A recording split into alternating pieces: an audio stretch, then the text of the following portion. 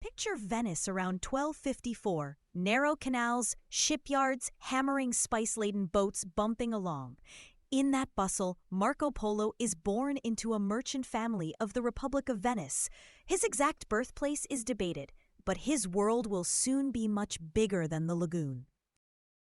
Before Marco ever packs a bag, his father Niccolo and uncle Maffeo travel east, reaching Mongol lands and even the court of Kublai Khan. They return with a request: come back with learned men and holy oil.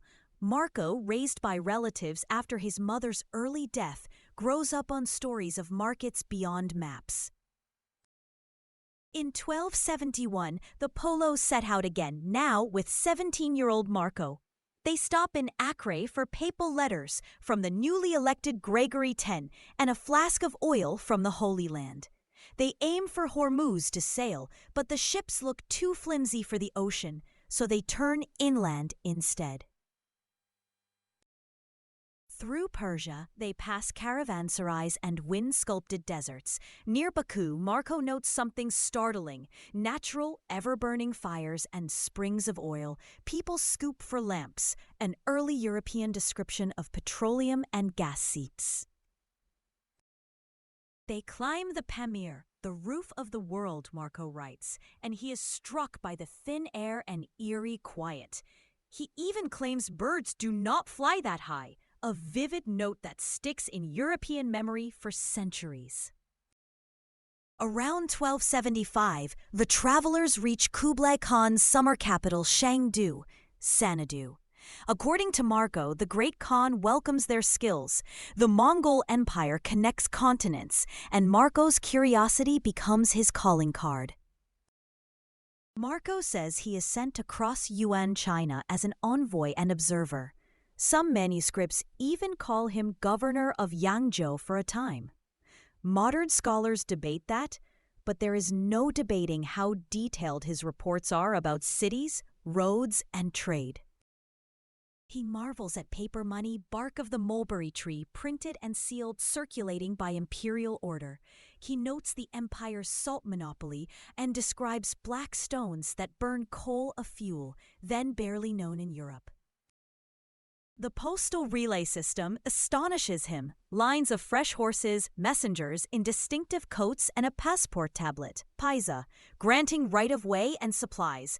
It is a high-speed network, long before trains, keeping an empire in motion. Marco praises Hangzhou, a city of gardens and bridges, and rides barges on the Grand Canal, expanded under Kublai to funnel grain north. He describes giant markets, lacquerware, fine ceramics, and a cuisine rich with spice and rice. At court festivals, he watches archers, wrestlers, and hunts with leopards and eagles. He records the New Year rituals and herds of white mares whose milk is ceremonially offered, a glimpse of steppe traditions thriving in an imperial capital. Years later, the Polos seek permission to return west. Kublai, according to their account, assigns them to escort a Mongol princess, Kokachin, by sea to Persia. The voyage is brutal: storms, disease, and they thread past Sumatra and Sri Lanka. Marco writes of unicorns that are anything but Sumatran rhinoceroses, impressive and not at all the graceful creatures of European legend. When they reach Persia, news arrives that Argun, the intended groom, has died.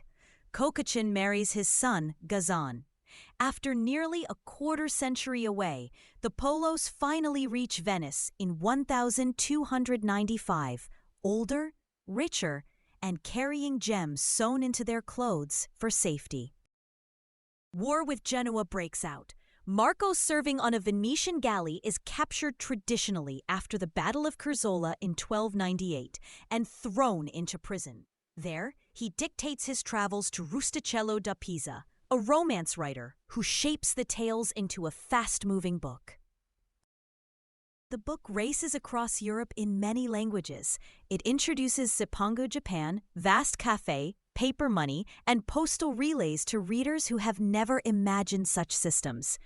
Christopher Columbus would later study a copy, scribbling notes about islands and gold. Entertaining detail in one chapter, Marco describes cloth that can be cleaned by fire. He is talking about asbestos fibers mined and woven in Central Asia. Another, he reports the spice-rich islands of Southeast Asia and pearl divers off India with remarkable lung capacity. Not everything he wrote was perfect. He repeats tall tales he heard on the road, and he leaves out things modern audiences expect. He does not describe the Great Wall as we know it because the Ming-era brick ramparts did not yet exist. And he says nothing about tea culture. These gaps fuel centuries of debate over what he witnessed firsthand. Yet many of his specifics, place names that echo Chinese and Mongol terms, clear notes on salt revenues, city layouts, and distances line up with archaeology and Chinese sources. Most scholars judge that he reached Yuan China, even if some job titles and numbers in the book were polished by his co-author. In Venice in 1324, Marco Polo dies. A tradition claims he insisted, "I have not told half of what I saw." His nickname Il Milione may come from his family's branch name or from critics joking he told a million stories. What's beyond dispute is the book's effect. It rewired Europe's mental map, fed the work of cartographers from the Catalan Atlas to Fra Mauro, and pushed sailors to test the edges of the known world. For a merchant's son who followed a caravan, that's a long reach indeed.